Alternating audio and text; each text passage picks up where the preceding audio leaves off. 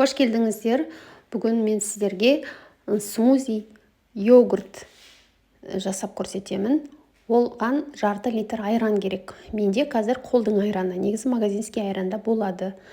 Жарты литр айранға әртүрлі жемістерді турап салсаңыздар, немесе варенье қоссаңыздар да болады. Менде малинаның вареньесі, қайнамаған малинаның вареньесін қостым. Жарты литрға 5-6 қасық қосасыздар. Дәміне қарай қант, бал қоссаңыздар болады, бірақ маған тәтті түрі ұнамады, сондықтан мен қант қоспадым. Өте дәмді йогурт смузи шығады. Таңертеңгі астың орнына ішсеңіздер болады, немесе жататын кезде ұйықтар алдында үстіп жасап ішсеңіздер болады. Өте дәмді. Жасап көріңіздер.